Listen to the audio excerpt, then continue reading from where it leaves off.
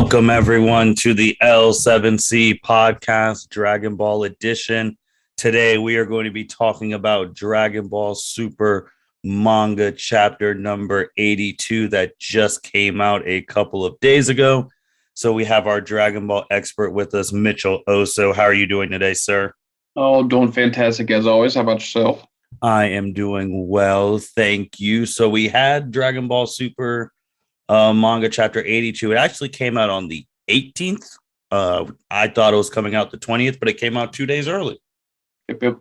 It seems like they always seem to surprise us. I feel like the chapters at the end always tell you whenever it comes out, and I could have swore we would have said it would have came out on the 18th if we knew it, and kind of just came out. So pretty cool stuff, but it is what it is.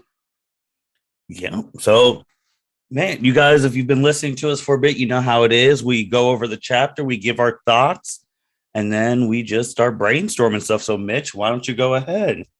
Well, as for all of the listeners right now, wish to apologize for last month's chapter 81.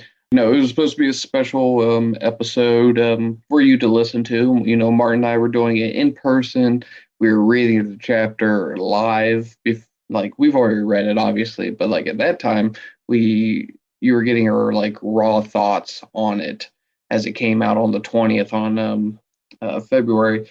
But we did not know that we were being rudely interrupted during the entirety of our podcast because we were doing it in my dining room, and we have a water fountain for my pets that is constantly running, and it's kind of just white noise for us. We'd even realize it, and even during our test of the audio, we didn't hear it, but whenever the podcast was being edited, the microphone picked up all of the water fountain. So if you were listening to that podcast, it sounded basically awful. Wish to apologize for that, but thank you for tuning back into us. Hopefully it's crystal clear now, but yep, just wanted to make that disclosure, live and learn. So, now we know. So, let's get into the chapter here. As Martin said, chapter number 82. This one actually starts off a little interesting. It does not give us the title of the chapter at the very beginning. It will actually give it to us later in the chapter, and it'll explain itself. So chapter 82 starts off. We have been basically watching Goku versus Gas at the moment, and right now Goku is instant transmission. Instant teleporting. I'll just say teleporting. He's teleporting through the cosmos, and he ends up on a planet in which we see some of the Galactic Patrol again, different from Jocko, what we saw in the last chapter. And Gas is following pursuit, keeps attacking. Goku teleports away. He ends up on the planet in which we see the announcer guy from the Universe 6, Universe 7 exhibition match back in the day, a long time ago. Again, they're still fighting, and Goku teleports. We see more Galactic Patrol, and teleports again. And this time, when Gas catches up, he's charging towards Goku and says that you cannot escape from me. Goku, though, has a little tiny plan, and we find out that they have been teleported to where Monica is. For a refresher, Monica is this alien, big-headed dude who was part of the Universe 6, Universe 7 exhibition representing Universe 7. Beerus recruited him, said that he was the strongest by far mortal in Universe 7, and this is the one in which Goku was really excited to fight one day or to see fight in the tournament. And then we find out that Beerus lied to Goku, that Monica is basically a bitch. I'm just going to use the wording like that, and so on and so forth. But Monica is in a dump truck full of cement, and he is pouring it out of the truck, and Goku was able to lure Gas in the into the path of the cement, and it gets gas stuck very temporarily. Goku says that's what you get for warping so recklessly. Again, trying to push the idea into your heads that gas is not experienced the same problem that Granola had and whatnot. Goku tells him to go clean up in the river, and then we'll get back to fighting after that. That just pisses Gas off, and he charges him, and they start fighting again. This time, Goku teleports to the leader of the Galactic Patrol, is that giant octopus guy, and he's taking a bath, and Goku again lures Gas into the bathtub, and he just keeps mocking Gas and whatnot. So we go back to Planet Cereal, and we see Monado is healing Granola, and Alec flies up to where Mackie and Oil are, and ponders where Gas and Goku went. Vegeta, knowing, being able to sense them, can tell that Goku is just buying some time, jumping from planet to planet, just getting away from Planet Cereal. And Alec tells Oil to go and says go and look at the tracker and see where Gas is. So, well, then we see Goku and Gas again. This time they have teleported to the Galactic Prison, and they're fighting in there. And Gas tells Goku to stop teleporting. It's basically a waste of his time, and so on and so forth. And Goku makes a remark that if he's ready to admit that Goku is better at instant transmission, and Gas is like, "You're really still on about that?" And the prisoners in the prison. This is Moro's group, and so on and so forth. They're back in jail, and they recognize Gas, and they know the heaters and whatnot. And they ask for Gas to help break them out, and they will help them or him get revenge on Goku. And Gas is like, I don't need your hand.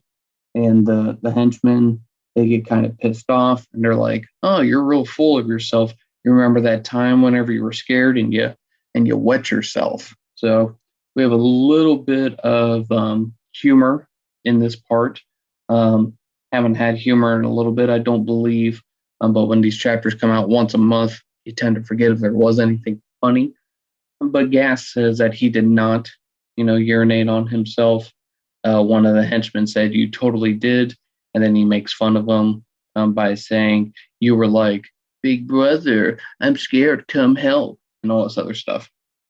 And Goku asks if it's true, and Gas is visibly getting more irritated.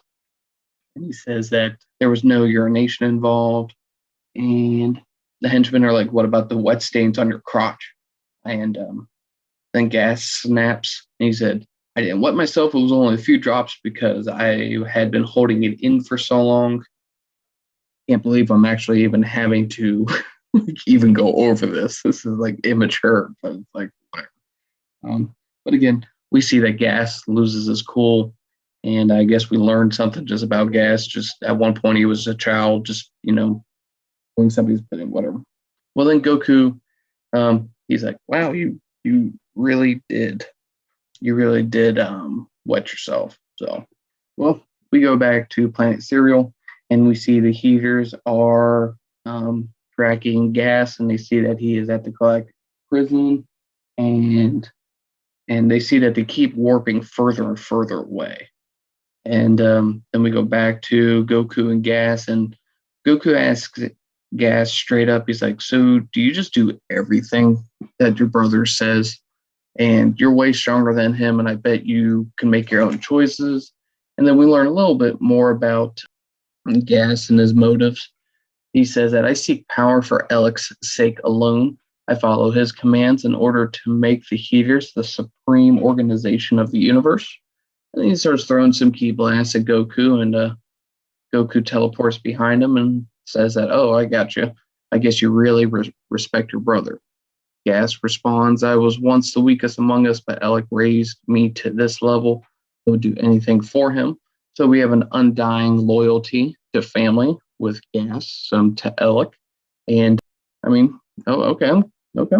And Goku says, well, that explains it. And Gas just, keeps talking about it. And Goku asks, or are you sure about like how far you can trust him? And then Goku makes a remark about how Raditz came to the planet and tried to kill him. So he's just warning Gas to watch his back. Maybe a foreshadow of something to come, but we'll dive into that. And then we go back to Planet Cereal, and Mackie is asking Alec what are they going to do? And Alec says to forget about them. The only ones left here are half dead already. Let's just mop up the stragglers. So the Heaters are going to go and try to kill Monado and Granola. I assume Vegeta. I don't. I mean, I think Vegeta could still hold his own. I don't know. I guess. Okay. So back at it, we see Goku and Gas. I mean, they're fighting now in outer space on rock planets and whatnot, and Goku keeps teleporting, so on and so forth. And this time he teleports onto a ship, which has the more Galactic Patrol on it. And Goku had blocked the Ki Blast before he had teleported, and he sees that his hands are shaking and they're really hurt. And Goku says that he can't keep up the defense too much longer. And all of a sudden, Goku realizes something or senses something. And he says to himself, well, hang on a second. And he locks onto somebody's signature. Gas had just teleported and is about to stab Goku right through the abdomen. Goku teleports in the last possible moment. And then Gas follows. We find out that Whis felt the energy of Whis. Goku felt the energy of Whis on a nearby planet. We see here that Whis and the Oracle fish are just riding on the back of they look like dinosaurs, kind of like how where like in India they ride on the back of elephants. I apologize if that's stereotypical and that's not actually true, or that's just shown in the movie. So if I'm wrong, please forgive me. If I'm right, well, there we go. We see that Whis and the Oracle fish are just eating ice cream, and Whis looks over and sees that Goku and Gas are standing on top of dinosaurs. Whis completely shocked that Goku is here, and Goku says that it was lucky that Whis was nearby. And he asks, Whis asks Goku, have you come to see me? And I don't know why Goku says this line, maybe in terms of maybe trying to intimidate Gas, if he even has a clue. And Goku says, my master, who happens to be an angel. And Gas looks over at Whis and questions who he is. And Goku asks, sorry, Whis, but can I leave this guy with you for a minute? And Whis, just kind of in shock that Goku even made a request, is just, in shock. And then all of a sudden, Goku teleports away to Gas's astonishment. I don't really know why. But Goku teleports back to all of the places that he had visited while trying to get as far away from Planet Cereal, because he used the energy signatures of all those people that he knew to, jump from place to place. But he did it so quickly that Gas could not follow. So, and since Gas doesn't know those people, he doesn't recognize the signatures to teleport. So, Gas is in shock that Goku is gone, and he can't follow him back. We see that Goku is back on Planet Cereal in a blink of an eye. And as Mackie and Oil were flying over to kill Monado and Granola, he is there to stop them. We get that serious pose from Goku as he looks at people that are going to do harm. Like he's just going to, beat them up and whatnot.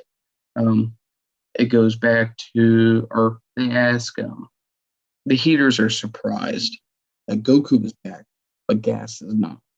And we go back to Gas, and he's getting rather frustrated that he cannot sense Goku anymore because of what just happened. And then and then Whis kind of just ruins the party here. And looking at his staff, he says, well, if you must know, Goku has returned to planet Serial. It's a distance too great for you to warp directly. And Gas hears this, pissed off, asks Whis which way is planet Serial. And Whis just points, just kind of just nonchalantly, just points in a direction. It's like, that way. And right after that, Gas just explodes in speed and just goes racing off into the middle of space, sprinting towards planet Serial. And then Whis makes a joke. He's like, I wish he would have stayed a little bit longer. All right. And the Oracle fish asks Whis, who was that? And then Whis, just kind of is like, huh? So kind of interesting that the Oracle fish says that, and we'll discuss with that. And we go back to planet Serial, and Goku is now helping pick up granola, and they're like, we need to just get to safety for now. And we see that Granola's assistant Oatmeal has pulled up a vehicle, since Granola's was split in half a long time ago. He pulled up a vehicle. He's in a little robot creature kind of body right now. Vegeta's in there, and he says to the crew, he's like, hey, let's go take shelter at the old man's house.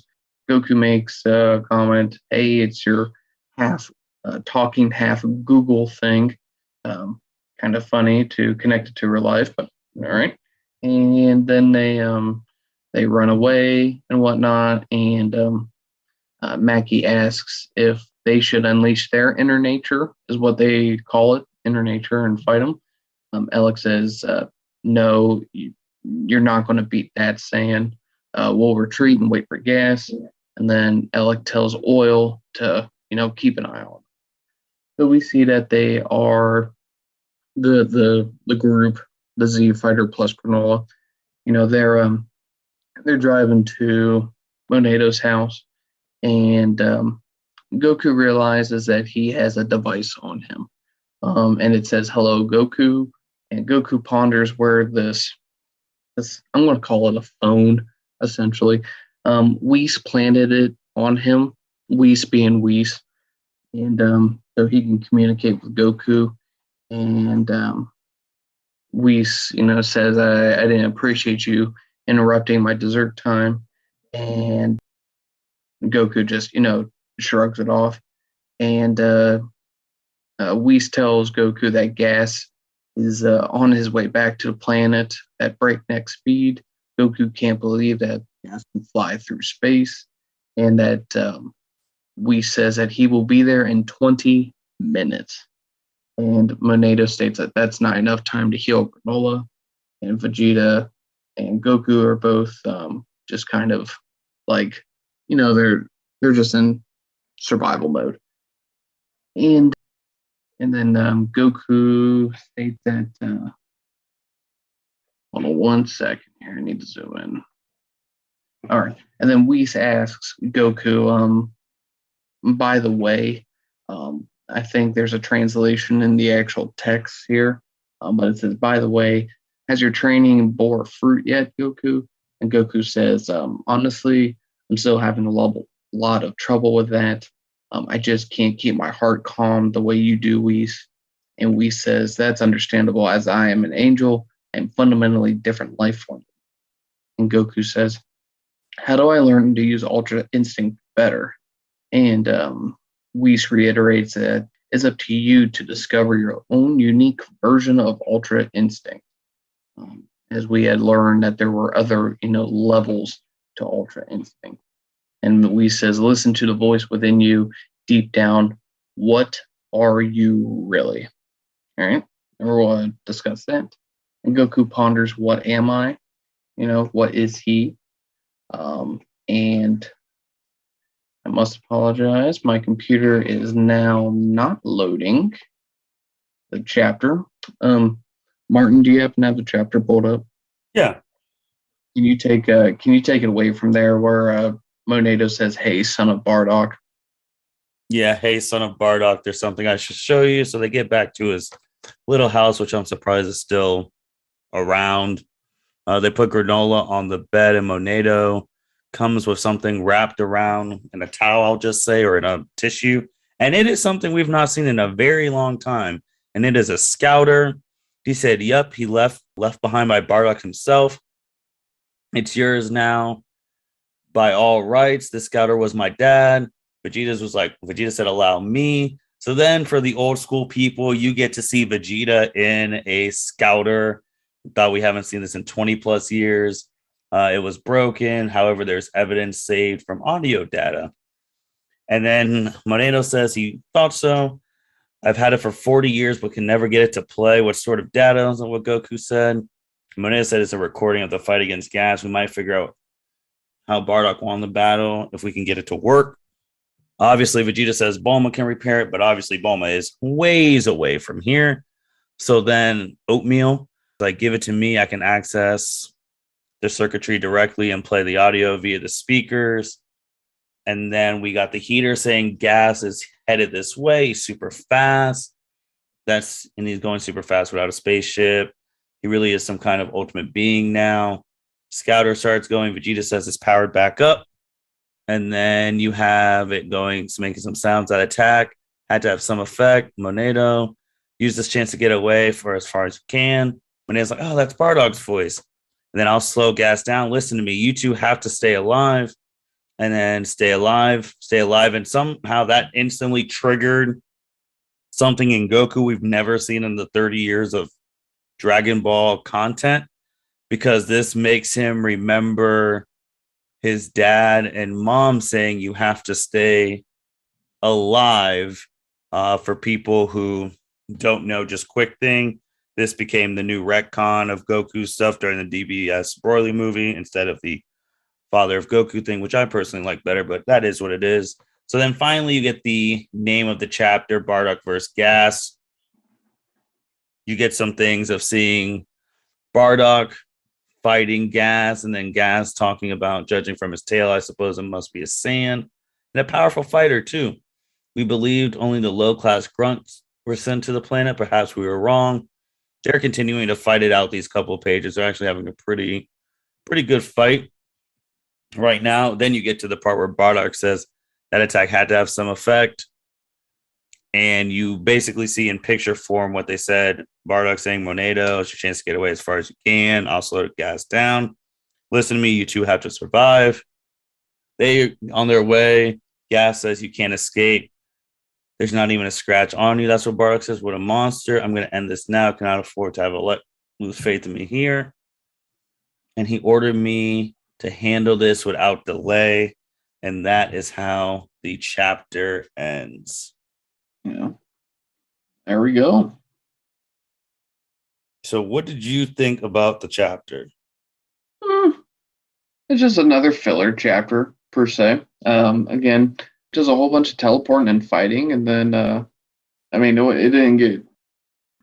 wasn't anything different until, at the end, once Goku got back to Planet Cereal, but, so, that was a pretty good chapter. Again, we're just waiting for to figure out how they're going to beat Gas at this point, and everyone has their theories or whatnot, and who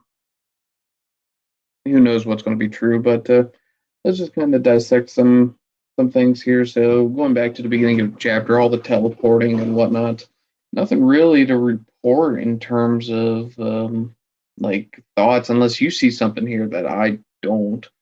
Other than my computer just kind of not wanting to cooperate with me here. It was kind of nice just to see all of these different, people that, they introduced back in, previous arcs, bringing back Monaco. Why do all of these characters have like an M? Like name. Like seriously, like I get it. My name's Mitch. Your name's Martin. I know I know it's cool to have characters in the world that begin with the letter M, but like I got Monica, I got Monato, I got Mackie, I don't know, just and then we got Gas Granola, we got GG's. Like we we need to use the other letters of the alphabet. But no, it was nice to see Monica here using a cement truck just to slow gas down. It's just it's just funny I did have something with the teleporting though. that Well, my thought, which I don't know if anyone else has brought this up in the Dragon Ball community, but if Goku was, and I don't even know if Gas would be able to escape, if Goku was trying to buy them as much time as possible, why didn't Goku instant transmission to Otherworld and leave? How would Gas have gotten out of that? maybe he didn't want to. And again, no one's talking about that, and it's smart.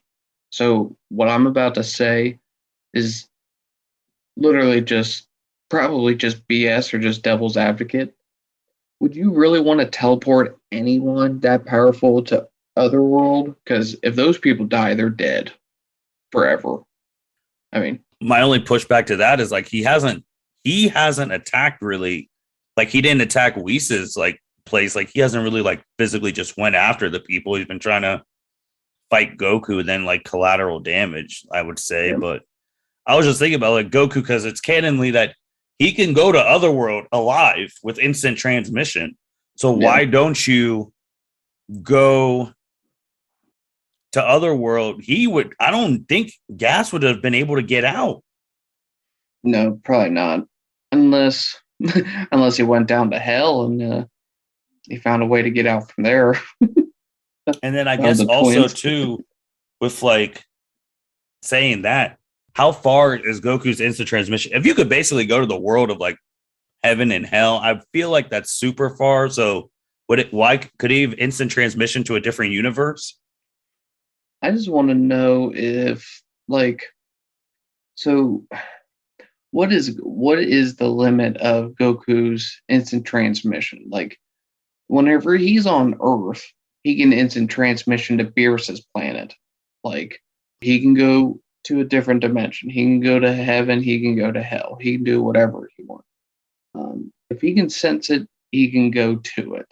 Um, so if if from one corner of the universe is too far to instant transmission directly, whatnot, okay, that's fine. But like, are we saying that Beerus's planet is closer to Earth than the other side of the universe? Right.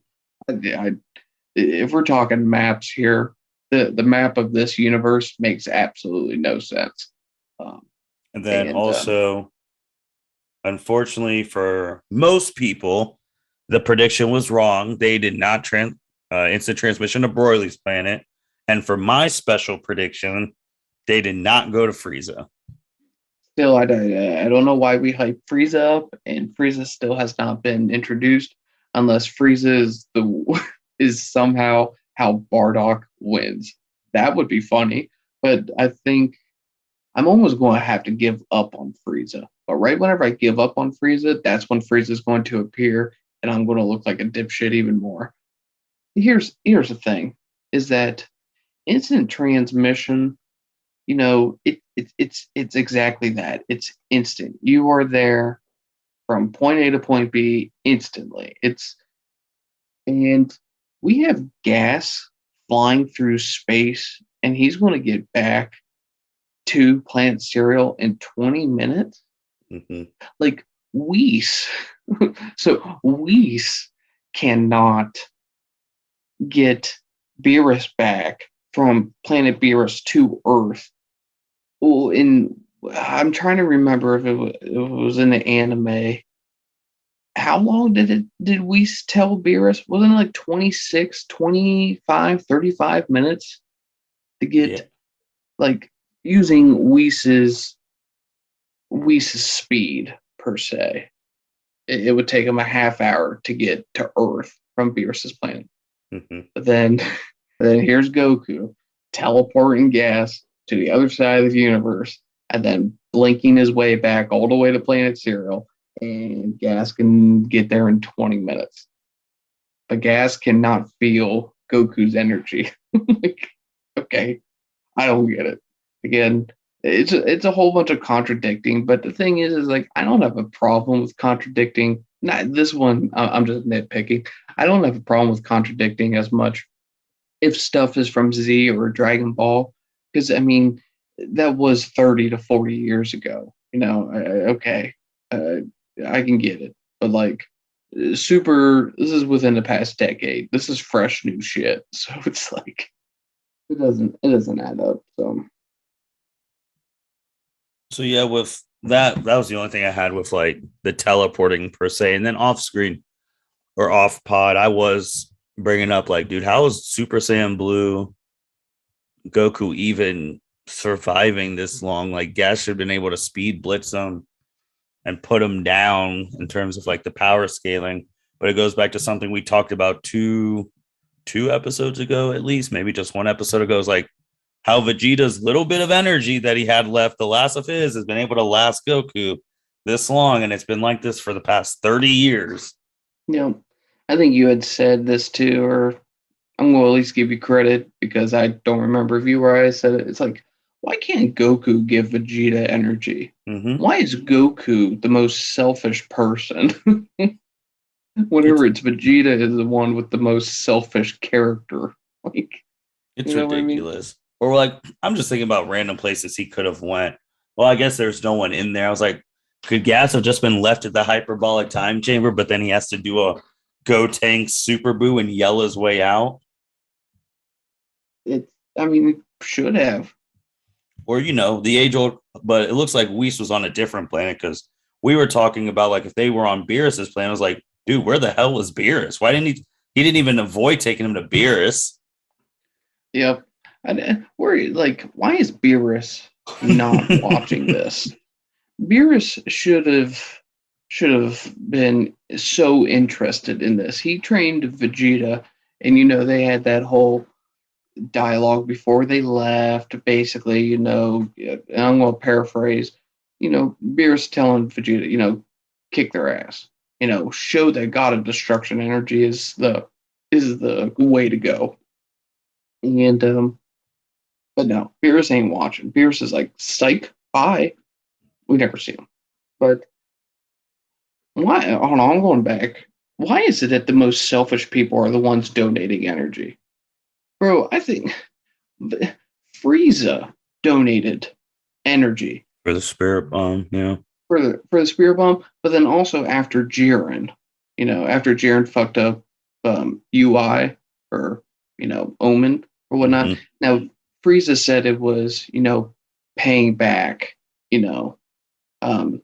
making the a deal is a deal, or just getting even for when Goku donated energy back on Namek.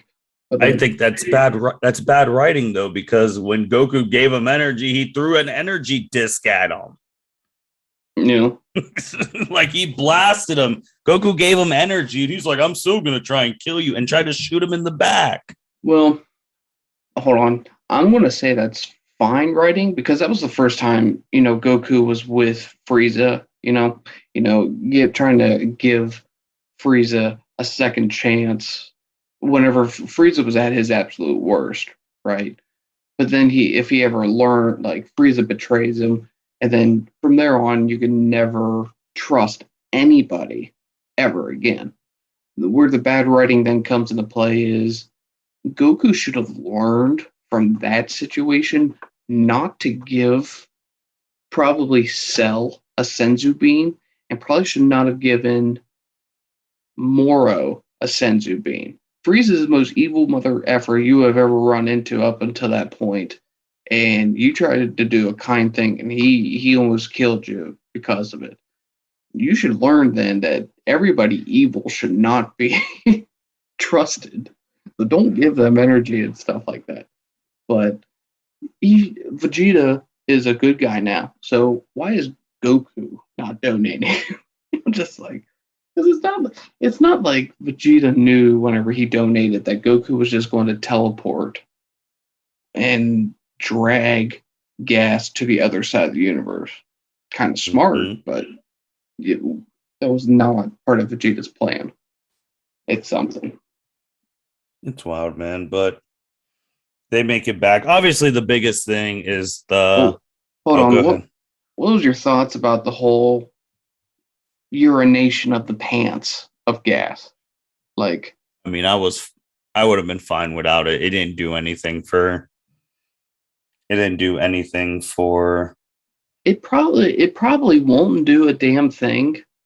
But I like if there was something in the later chapter that like didn't call back to this, that no way that this is how Bardock beat Gas. He found out that Gas has a weak bladder. That would piss me off. But like if there was more of Gas's development, like he was a kid whenever he was doing all of this bad shit for Alec, and the Alec was just manipulating him. I don't know, like somehow twist it that way, then like I'd be fine with it. But there's absolute like what you said. There's absolutely no reason for this to even be in the chapter. Like it was embarrassing even having to read that. I wish my computer malfunctioned and you would have had to read it. Like, like for real. It's like stupid. All right, so we get back. Let's see. I don't think there's really. Oh, um, what's your thoughts about Goku basically telling Gas to watch his back from his brother, or Gas's like undying respect and loyalty to his brother? Any thoughts on those? I mean, I like that Gas is super loyal to his brother. I like that. There's like a family aspect in there, even for villains. Yeah, I agree. It was interesting seeing Goku bring up his brother for the first time, literally since like the Saiyan saga. So that was interesting. And then like him saying that, like, yeah, my big brother's on this. I'm loyal to him to a fault. It's a good, really good dynamic. I don't know if, and also too with writing wise, I don't know why Goku was saying the like, oh, if you're stronger, you can do whatever you want thing, because that worked out bad last time. Because remember, he did that with Majin Buu. Yeah, He's like, you don't need to take orders from this guy. He kills Babidi, and then it gets worse. If Babidi's still around, you never have Super Buu yeah, because he would have been able to put him in the ball. So I was like, Goku, do you not remember the last time you said this and how it got worse? yeah. Majin Buu was mentally unstable though, so it would Gas try like if Gas killed Alec and he was in charge of his own life, would he try to run this organization or would he turn into a Moro and just try to destroy everything? Like I would feel like he'd still run the organization based off the dialogue that we had here, whereas Majin Buu would have just been destroying all this shit. True. Uh, It would have been interesting. I mean, I just like, dude, we tried this before and it did not work. So Here's the thing. Let's play along and let's say this is a foreshadowing. Let's say the storyline is Goku is foreshadowing that Alec, which we have mentioned before to an extent. Alec, as you have said, the heaters are knowledge and power and smart. They said that in the chapter. And you said that Alec is a master behind all of this shit. Obviously, whatever weakness that Bardock discovered or exploited, the heaters have to know, correct? Like Alec has to know Gas's weakness. mm, If this was like the analogy, if this is the Saiyan's tail for the heaters that we're about to discover, Alec has to know it, and at mhm. any moment, Alec could kill Gas with it. Like, is that what's coming? Is it they're going to fight Gas? They're going to find out his weakness or something like that, and then they're going to get the upper hand, and then Alec is about to like be the next Vegeta to Nappa with Gas, throw his ass up in the air and blast him to hell. Like Is that is that coming? And the only reason I would say that wouldn't is because Alec literally just told the other two, like, Goku, who has been super beat up this whole time. I don't know how much he's clinging on to SS Blue, but he's like, even if you guys became unsuppressed, you guys would stand no chance against Goku. So, like, I don't know how he would. Why would he do that without having a way to kill the Saiyans? Yeah, I mean, does this go back to what was that last thing that Alec was setting up before he arrived at the battle? That could be when he said he had unfinished. Yeah, he had unfinished business, or it didn't seem to be a wish because the sky didn't turn dark again. But I don't know what he could have done. But yeah, and then back to Planet Cereal and some more teleportation, and then we get to Whis. I was really whenever I learned and saw that Goku was dropping gas off at Whis, I thought that was the end of gas. Now, granted, it goes against Angel Code and like I just thought that somehow Whis would just immobilize gas, and that would have been so freaking cool. Like, it would have been so cool. But no, we didn't get that. We didn't get that at all. We actually got Whis snitching on Goku. I mean, he has to be impartial. He's just like, hey, go that way. Here, let me ask you the question, because I know you're going to ask it to me, or we've already asked it. Where's Beerus? What is Beerus doing? Probably asleep. He has to be asleep. He has to be asleep. He's not eating dessert. There's no way he's not here. If Beerus is here, Gas is getting Hakai. Undoubtedly. Like, without even pondering this. Because Goku would have been like, Vegeta got smoked by a guy that got smoked by this dude. Oh, Lord. And Beerus would have Hakai'd him. He would have gone over to Planet Cereal. He would have Hakai'd the heaters. And he would have just beat the shit out of Vegeta. Yeah, but maybe not, but yeah, Beerus wouldn't have done anything unless Gas accidentally blasted his pudding away or something. But yeah, man, the Whis thing though, the biggest thing is I have been saying this since the beginning of this arc, and I'm looking like it's gonna be. Obviously, I thought it was going to be against Granola, but it's looking like it's going to be against Gas and Elect. I've been saying since last year that this arc, Goku is going to get UI2, and it's looking like Goku is going to get UI2. That's what I've been naming it. Obviously, it's going to probably be. Actually, you never know with Dragon Ball. It might be named something else, but I've been saying it for a year. UI2 is coming, and that's how they're going to win. Yeah. And we all but confirmed it. Talking yeah, I mean, yeah, during the phone call. I mean, yep. I mean, UI, and I guess that's what we'll call it. We'll just call it UI2. It's coming. It's obviously coming. Does it come? And that's how they win. I mean, I guess. What a bland storyline. like the ending is as the phrase I like to use, it's just copy and pasted. Really. We had a whole bunch of character development from other people, and we just get Goku ending it. Control C, and then Control V. It pasted. Just dumb.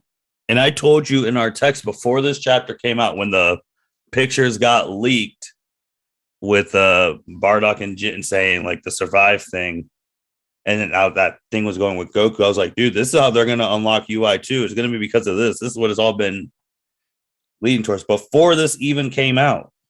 Yeah. And I'll explain here in a second how I think that might happen, or just how they're connecting it. But you want to know what I almost think people are not talking about that I think they need to talk about.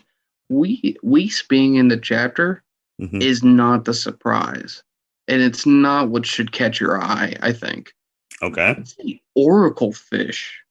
The Mm. fact that the Oracle fish is in this chapter and says a particular line that just keeps having me stare at it. The Oracle fish sees Gas and asks, "Who was that?"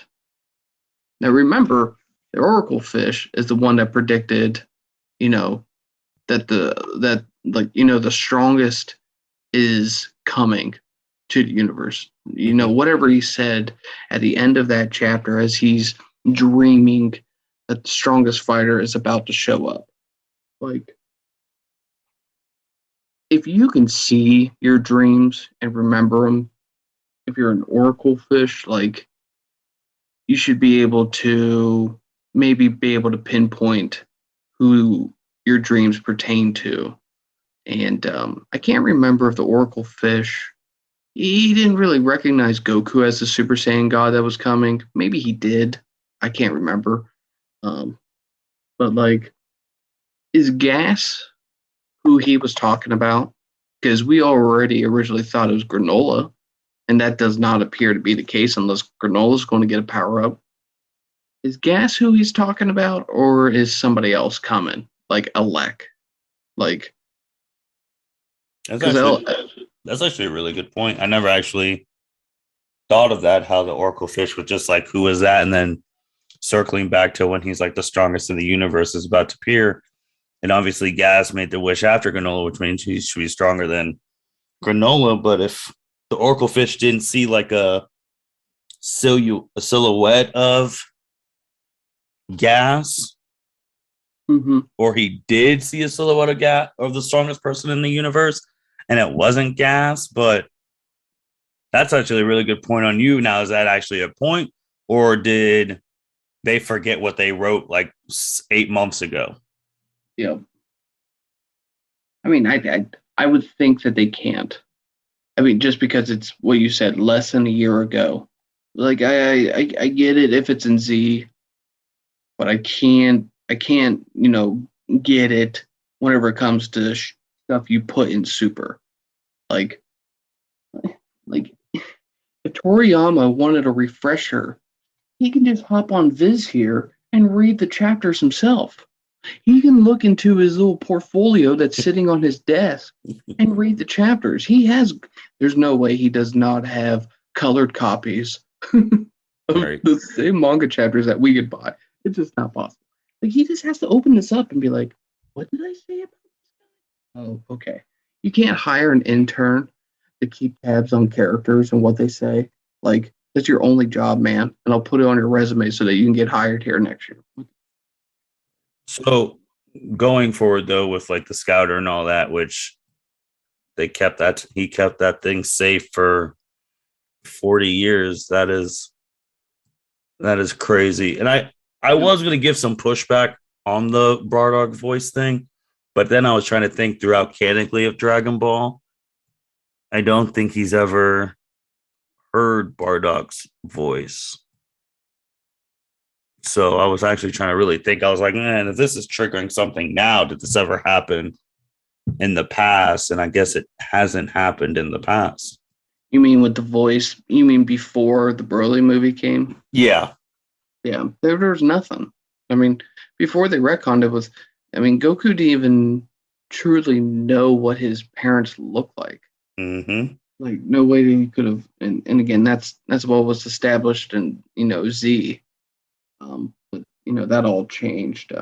Did Bardock and what's his mom's name? Gina. Gina, I think Jin, it is. Gine. Gine, something like that. I'm gonna call her Jean or Gina. Did in the movie, yeah, he knew their voice. He could hear them say that, but did they actually say you have to stay alive? Yeah, I believe so. They did. Yeah. Okay. Well, at least then Toriyama knew that he was going to make this connection. I mean, I'm cool.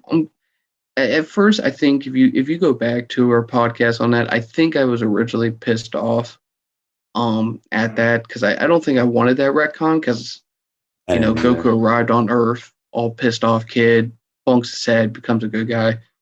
And but I've always wondered why Goku has never met Bardock. why has he not instant transmissioned and just went to hell and just saw him? I mean, he teleports over there Oh no, to. I don't know if he's in hell with the retcon. I really don't. Yeah, who knows? I mean, he didn't do enough though to go to heaven. Well, that what we saw. Well, I but we mean, don't yeah, like at I guess least from we what knew we from saw. the previous thing, like, all right, he was just a thirsty like sand, so normal. He killed the one dude, which I think that story is still significantly better than the current one. So then he gets the power to see the future and he wants to repent at the end. And then Yeah, he gets to, and he's like, oh, Frieza's about to kill. Like that, I think is significantly better. And then obviously, he gets to see that it's going to be his son who fights Frieza and eventually beats him. yeah, So yeah. that was better, but whatever. I do like that. There's, they're building this sort of thing between Goku and Bardock. I mean, I like it, but Yeah, oh well. with the Um, but I think this is where I think this is going to be what connects and makes MUI 2.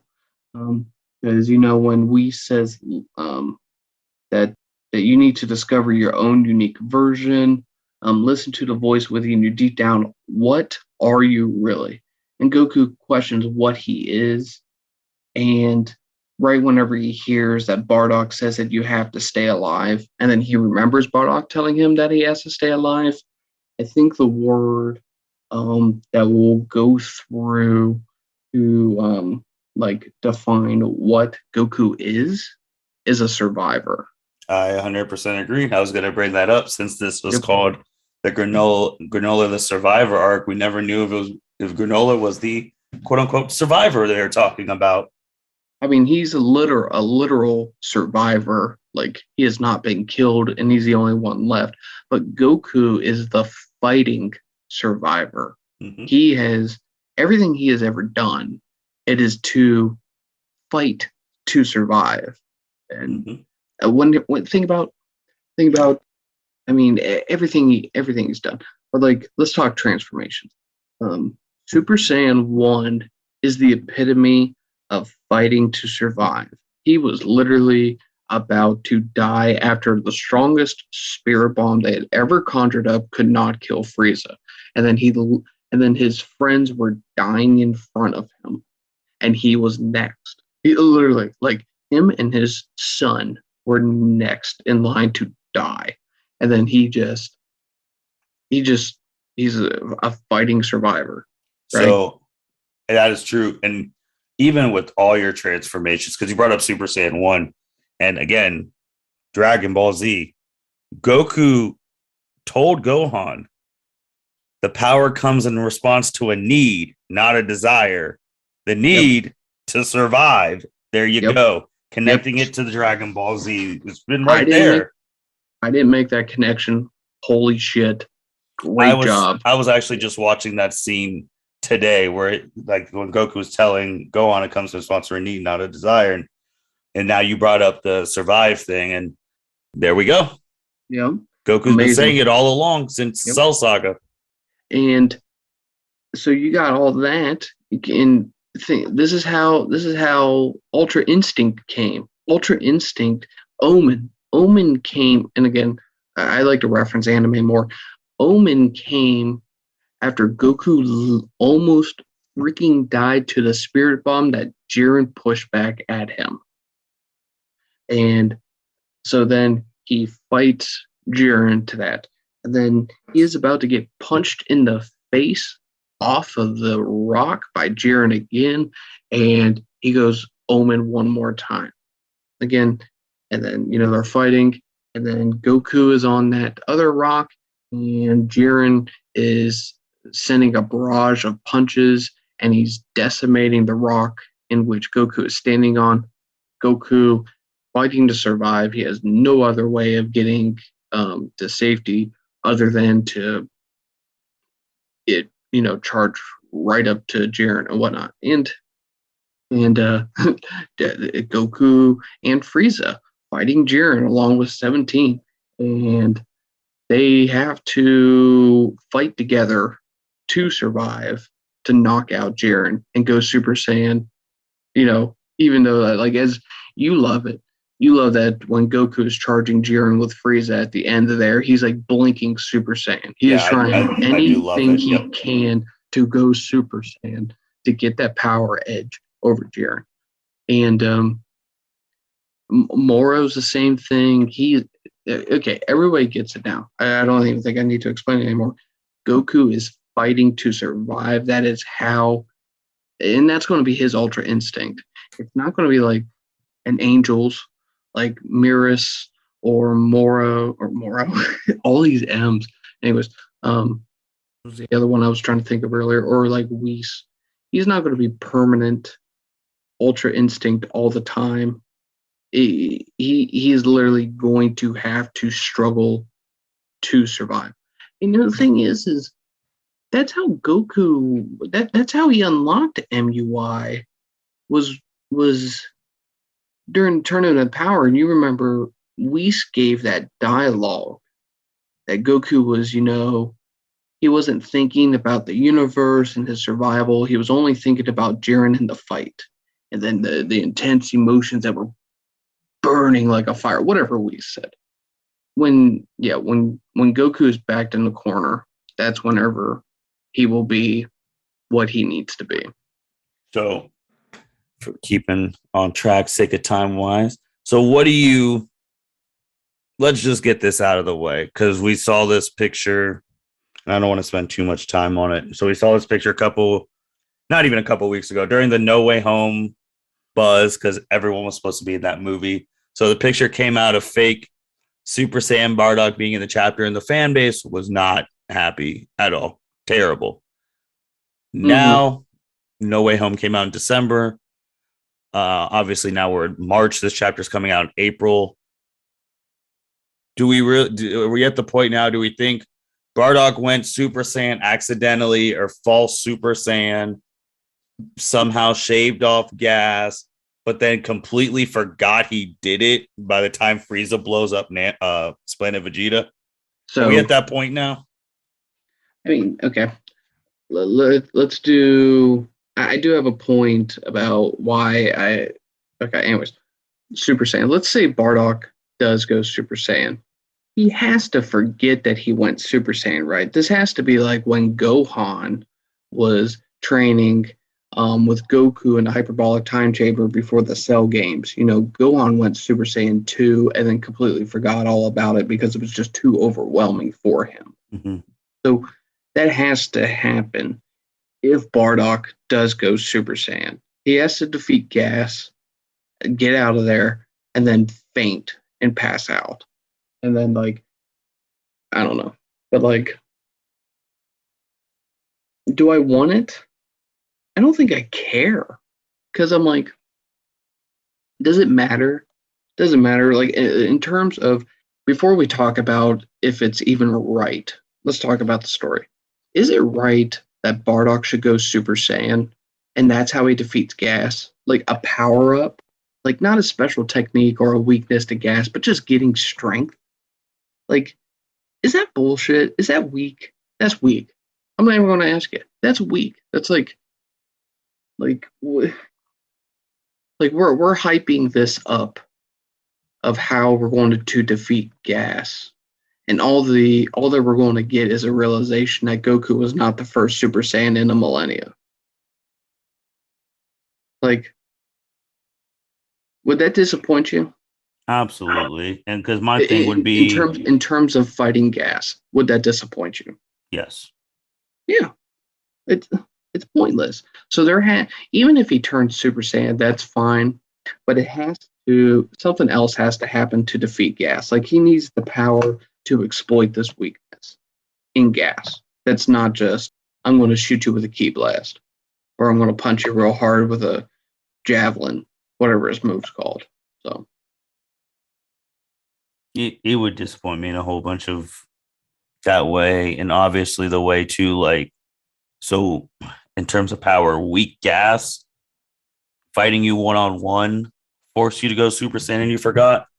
But Frieza blowing up your planet which meant you and your wife were going to die. You saw him shooting the black ball, the death ball, and you fired something at it in both versions and didn't work. But that fear of did not trigger the Super Saiyan thing inside you. That would piss me off. That fight for survival that we're talking about Goku has, Bardock doesn't have. He'll fight for survival to protect him, fake Namekian, and a kid to a mother that he had almost killed himself.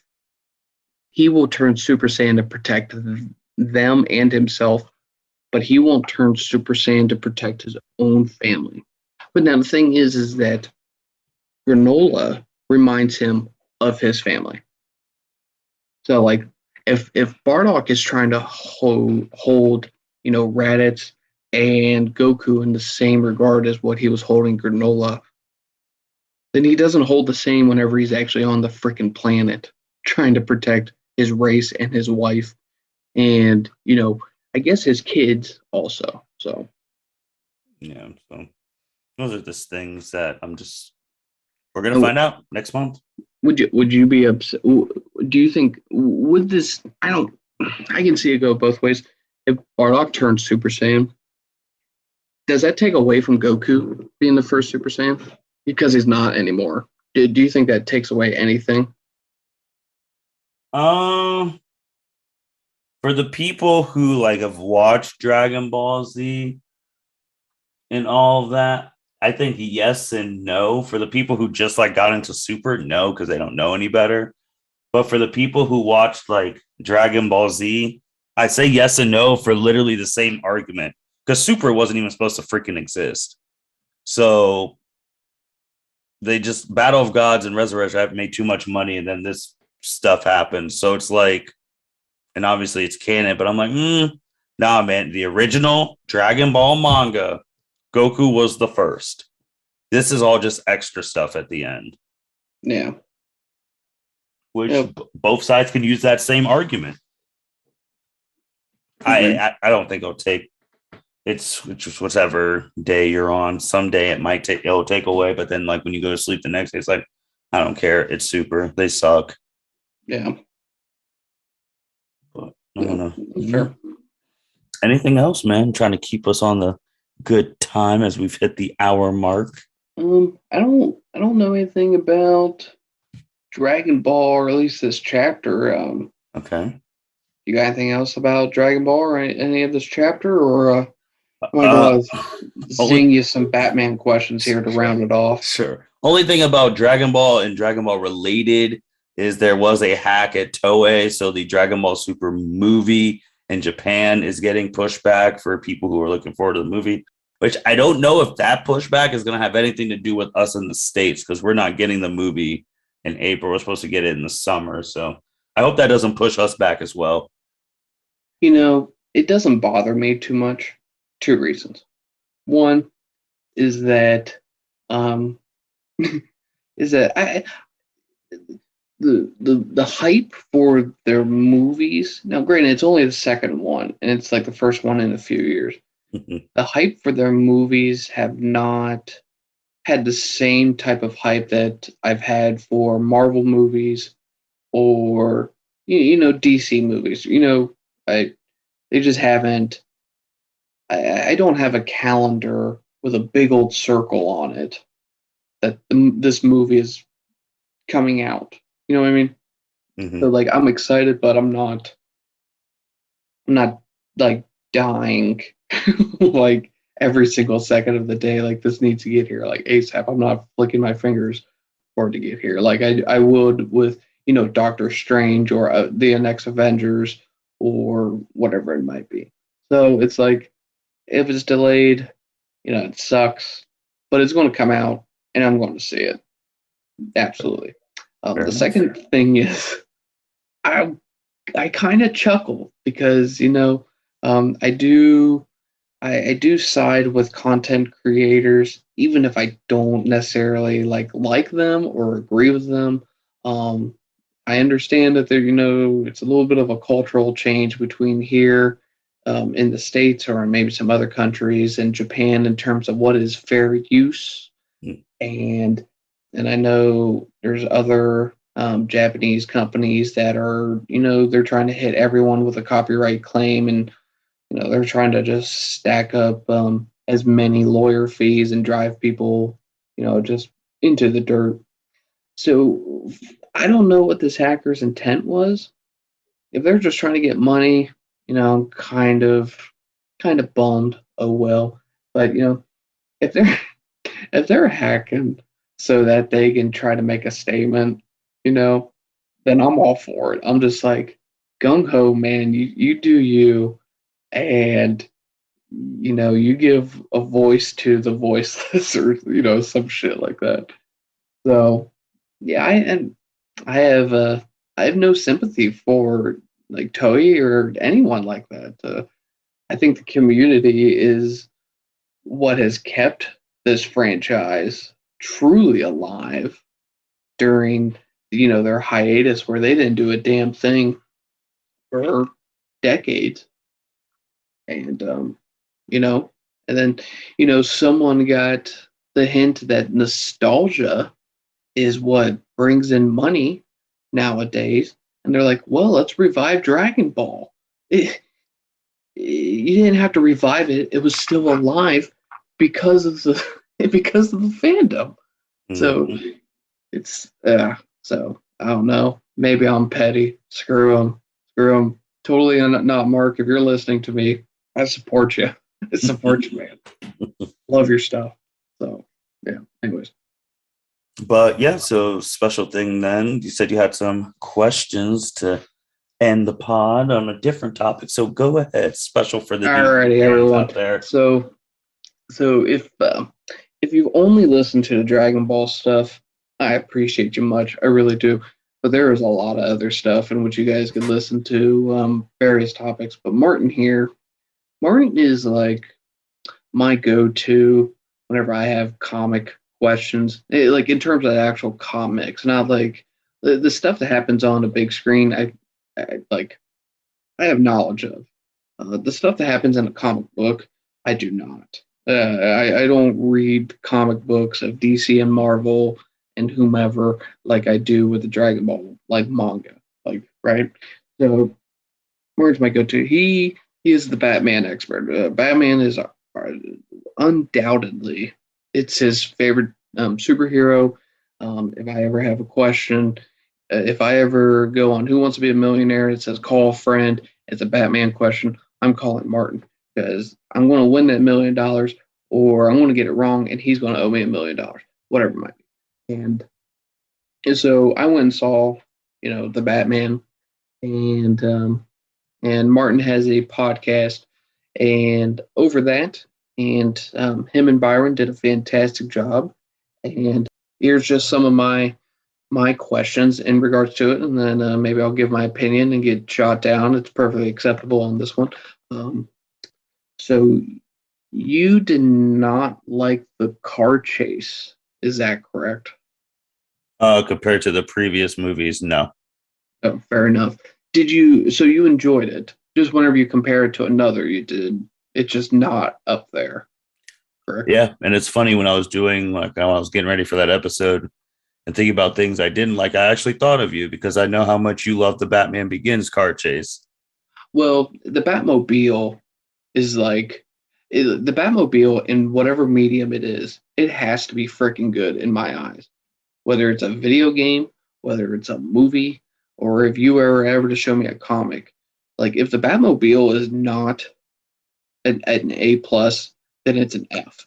And Mm-hmm. but I really like that car scene. But there's one thing I wanted to mention about that car scene. I mean, I got really turned during that car scene. I actually did whisper over to Kayla. I was like, oh fuck yeah, right whenever the engine got turned on. I was so pumped. I always poke you with this whenever it comes to Batman. And you might be surprised maybe at my thoughts, but I want to hear your thoughts on it. Batman is not supposed to kill people, but how many innocent people did he kill chasing down Penguin? I mean, There's no way those truck drivers are alive. no, probably not. There was a lot of collateral, and that's what people always get on the movies about the no kill thing.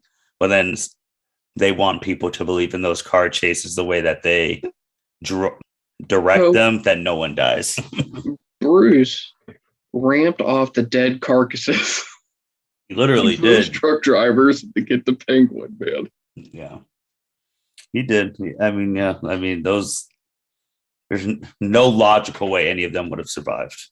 No, but here's what I wanna throw at you is that this movie was all about Batman or Bruce becoming the Batman that you've seen, the one that you know about, the professional, the genius, the seasoned veteran.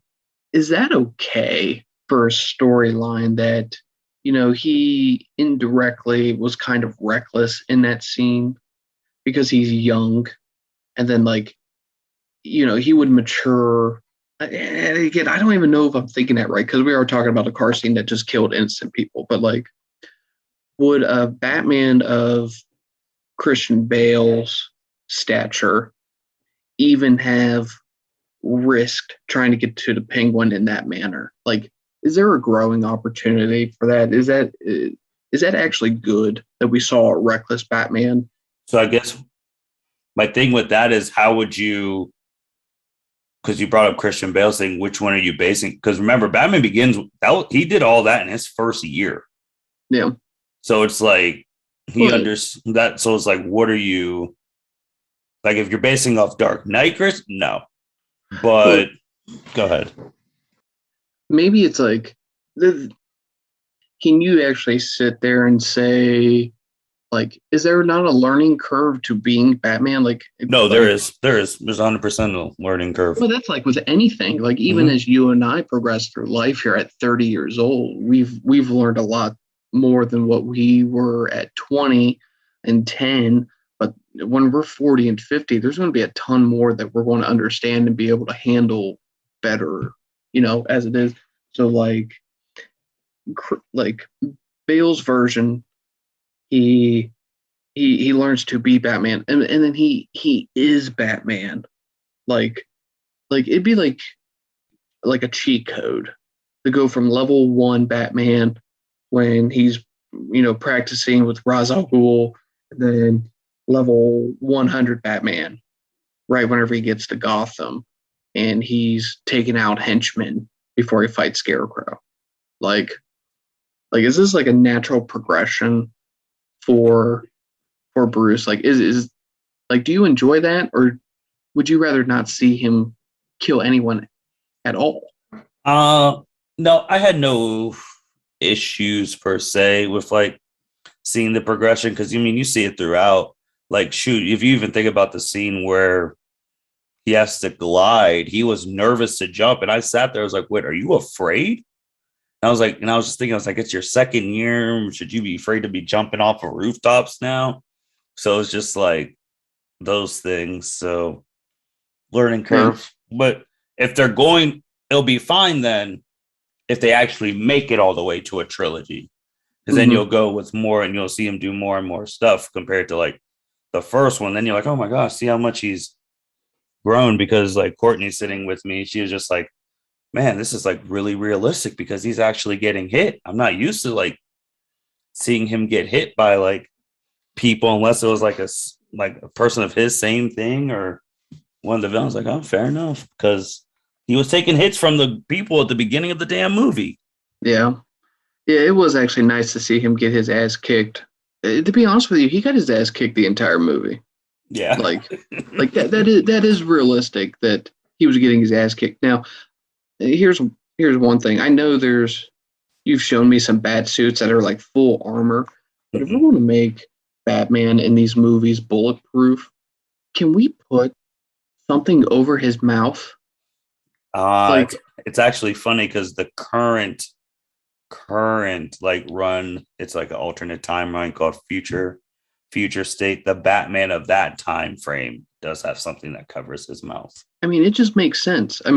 he got shotgun blast in the chest at the end of that movie. I mean, unless he got shot with a slug, like those pellets should be. He should not have teeth. Like, like really should he when spoiler alert, I guess. I don't know if I needed to actually say that, but like, when that was it the DA who had the bomb neck or the Yeah, around yeah. it was the DA. Batman was right next to that bomb whenever it exploded. Let alone he should have had a concussion. He should have had burn marks on his face. Like, and he had nothing. I get Yeah. it. It's a movie. I'm nitpicking. I'm a douche. I 100% true. Like, I'm just like, seriously. So that's it. I got two other things, unless Sure. you Nope. wanted to go off what I just said. No, go ahead. Go Okay, ahead. two. The second one. You want to know what I wish they did at the end, but they didn't, or at least maybe I missed it, was at the beginning of the movie, that sweet line that we saw in the trailer and the sweet line right at the beginning whenever they asked who he was and he said, "I'm vengeance." Mm-hmm. I wish at the end, because we learned that line of "I'm vengeance" and what they were saying was that Bruce was learning that he needed to be more for the city, that I'm thinking he said this, that he was being that pent up anger and frustration and vengeance that is in the city, but he needs to be better than that. And that's why, Riddler's henchman at the end of there said that his name was Vengeance. Like, Mm-hmm. they're all copying like the mindset or their perceived mindset of who Batman is. I Mm-hmm. wish at the end Batman would have introduced himself like as like, "I'm Batman." You know what I mean? Mm-hmm. Like, did he not do that? Did he not say that at the end? I No, he don't think did. so. He didn't. Like, I think that would have been a great step towards what I would believe to be a more, or you know, Bruce growing up into, or Batman growing up. I guess you can say. I wish he had said that, but nitpick, because I never considered that, and I don't know why that you know people would just mimic Batman. Hell, they did that in The Dark Knight. Well, I'm not wearing hockey pads, whatever, hockey pants, whatever. Well, Um, I guess that was a little different because it goes off to the thing what you previously just said. They were inspired by the symbol, like, oh, someone to them, a normal dude's doing what he's doing his best to do with the city. He's showing us we don't have to be afraid of these criminals anymore. Let's take matters into our own hands, just like he did. And like in the Dark Knight, after that scene, Bruce and Alfred had the talk because Alfred was joking, like, oh, maybe we should give those people a night off. And then Bruce was like, when I meant to be a symbol, I didn't mean like, people actually yeah, trying to risk their lives. And he's like, I know, but you're having an effect. And then points out Harvey Dent, like the stuff's working. So yeah, that's true. That's true. I didn't think about Alfred's dialogue there. That's true. The other part, I watched a guy I watch on YouTube for movie reviews, Jeremy Johns. I don't know if you've ever watched him. mhm. One thing that he said, and I think some people have said, is that there wasn't enough Bruce in this movie.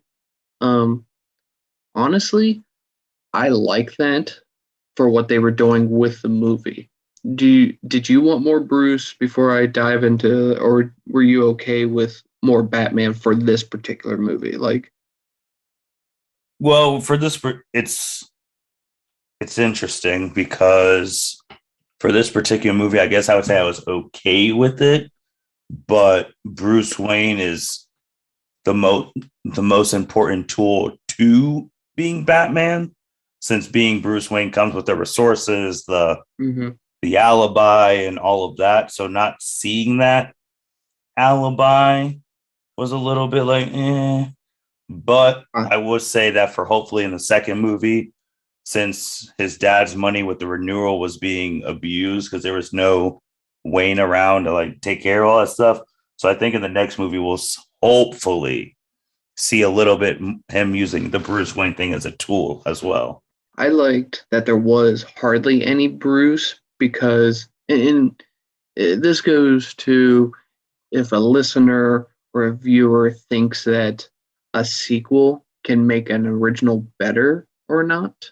If you think that's possible, then you might agree with me. If you think movies are kind of, in a way standalone, then I guess it won't matter because if Bruce is like a visual, positive, and so is Batman. But when Bruce Wayne does something positive for the community, everyone knows Bruce. With Batman, you don't know who's behind the identity per se. Mm-hmm. Batman they're two separate people or whatnot.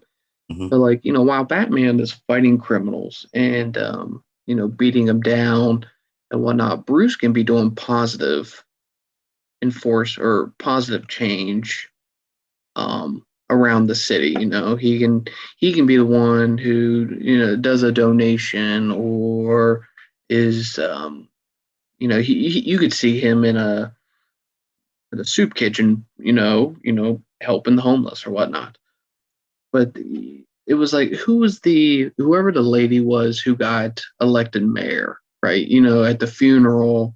You can be doing more for the city. You could be doing more for the city. If in a sequel, Bruce was just focused solely on Batman, Mm-hmm. and he's not balancing it with the Bruce side, the change that he can do as Bruce. But I like that because again, this is Bruce, growing up, Batman growing up. This is in the first 2 years. If this was 10 years into this and he just said screw Bruce, then that's I almost would say that's bad. That's a bad character. But I don't know. I don't know. Do you agree with that? Or does Bruce not use the Bruce side for positive change? It's all Batman and just Bruce's money. You know what I mean? No, he uses the Bruce side for positive change. No, I would agree with that. So that's the thing. If the second movie, the sequel comes out, and Robert Pattinson is, back in it, and we see him more, Bruce Wayne scenes making positive change. I think that would be a nice story trend of character development. No, One last thing. Sure. I heard this is not about the actor because who was the character or who was the actor who played the Riddler? Paul. Sorry, I just kind of threw you on the spot there. Paul something. I know it was Paul Dano. I didn't know his name prior, but he was in a whole bunch of low or indie films, I think. I don't know. Mm-hmm. Anyways, and so people were talking about is Paul's performance as Riddler on par with Heath's performance of the Joker, and I will give that a hard no. Just because I think what Heath did was, fantastic. Not saying what Paul did was not. You just can't compete with Heath. But I want to ask this: is the Riddler in the two movies? Did Riddler was he a better villain? And you can say no before I say this, because Riddler did something that Joker could not do, that Joker tried to do. You remember at the end of The Dark Knight, Joker tried to show the evil side of Gotham by having the inmates and the regular civilians try to blow each other up. And then they didn't. And that shocking realization that Joker could not get the city to turn on itself, help Batman win. But Riddler manipulated Gotham residents on his social media account to turn on the other citizens of like Gotham. Is Riddler a more thought out villain than what Joker was, or is Joker just the better villain than what Riddler was? What's your take? I think it was just different times, and it was left to the devices of the directors. Obviously, in 2008, people weren't worried about freaking Twitch, and like it wasn't used for that type of influence and things like that. As in 2022, that is a real life thing that people can get manipulated on Twitch for those type of things, and that could happen. So, I mean, I think it was just obvious. If the Dark Knight was written in 2022, we would have had a whole bunch of Joker people. I don't even have to go back to 2022.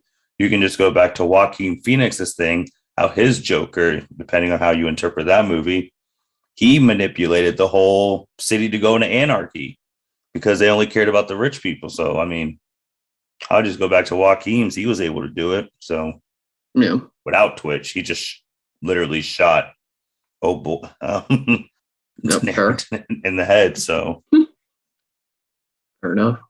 All right, well, that's all my Batman. Well, actually, I have like 10 million more, I think, but okay, but we'll talk about that after we're done recording, since we're done recording on that. But thank you everyone for listening to the L7C podcast. Thank you, Mitch, for being our Dragon Ball expert. Only thing to add on this, we're actually recording on the 1 year anniversary of us hitting 1,000 listens last year. So it's kind of crazy that it's already been a year since we hit that and that we're still plugging along. Hopefully we'll have the announcement of hitting 3,000 in the next month or two. So thanks for listening, everyone. Appreciate you. And everyone take care. Yep. Have a good night. Thank you for listening to this episode of the L7C podcast. Be sure to like, rate, review, and subscribe to the channel. Follow us on all social media platforms, and we'll be talking to you guys soon. Take care.